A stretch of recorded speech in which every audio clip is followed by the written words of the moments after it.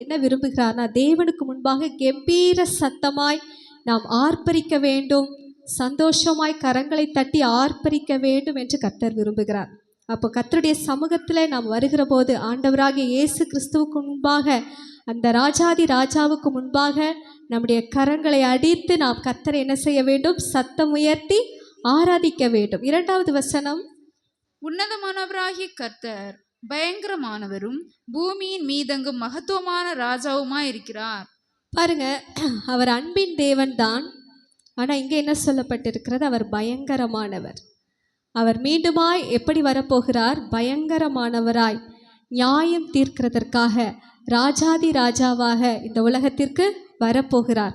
எல்லாருடைய கண்கள் காணும்படியாக, எல்லாருடைய கண்களும் பிரத்யட்சமாய் அவரை காணும்படியாக எக்கால சத்தத்தோடும் பிரதான தூதர்களின் சத்தத்தோடு அவர் என்ன செய்ய போகிறார்? இந்த உலகத்திற்கு வரப்போகிறார். 3வது வசனம், ஜனங்களை நமக்கு வசப்படுத்தி ஜாதிகளை நம்முடைய பாதங்களுக்கு கீழ்ப்படுத்துவார். அந்த நேரத்தில் நாமும் என்ன செய்ய போறோம்னா, ஆண்டவராகிய இயேசு கிறிஸ்துவோடு கூட, அந்த ராஜாதி ராஜாவோடு கூட இந்த உலகத்தில் இருக்கிற ஜனங்களை என்ன செய்ய போகிறோம்? ஆள போகிறோம். 4வது வசனம், தமக்கு பிரியமான யாக்கோபின் சிறப்பான தேசத்தை நமக்கு சுதந்திரமாக தெரிந்தளித்தார். தேவன் நமக்கு ஒரு சிறப்பான தேசத்தை வைத்திருக்கிறார். அந்த நம்பிக்கை எத்தனை பேருக்கு இருக்கு? ஆமென். எல்லாருக்கும் ஒரு சிறப்பான தேசம் எங்கே வைக்கப்பட்டிருக்கு? பரலோக ராஜ்யத்தில் நமக்காக ஒரு வாசஸ்தலத்தை அவர் ஏற்படுத்தி இருக்கிறார். அதற்காக தான் அவர் மீண்டுமாய் வரப்போகிறார். பரிசுத்தவான்களை என்னோடு கூட்டுங்கள் என்பாராம். அப்போ பரிசுத்தவான்களாகிய நம்ம என்ன செய்வார்? அவரோடு கூட கூட்டி செல்வார். சந்தோஷம் தானே எல்லாருக்கும்? எல்லாரும் கொஞ்சம் துக்க முகத்தோடு இருக்க மாதிரி இருக்கே. எல்லாரும் கொஞ்சம் சந்தோஷமாக வசனத்தை கவனிங்க. ஆண்டவர் நமக்காக என்ன வைத்திருக்கிறாராம்? ஒரு சிறப்பான தேசத்தை வைத்திருக்கிறார்.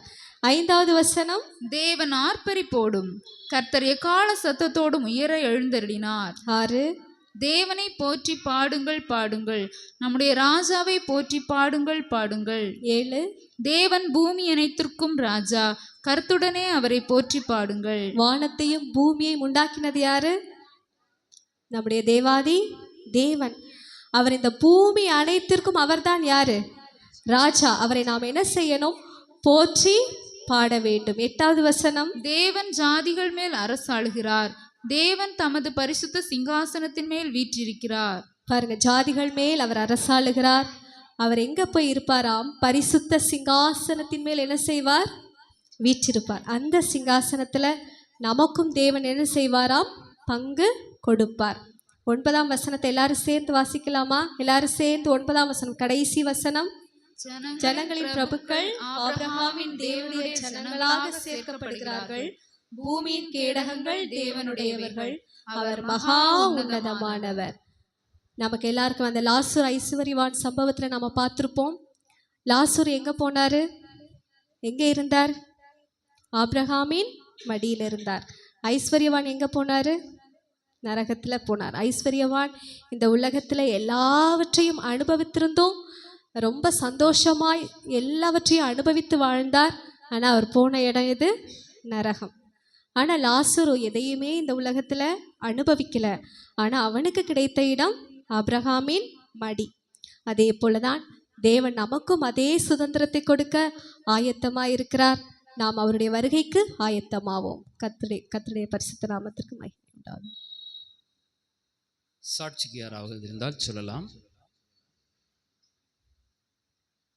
சிறுவர்கள் எழுந்து நின்று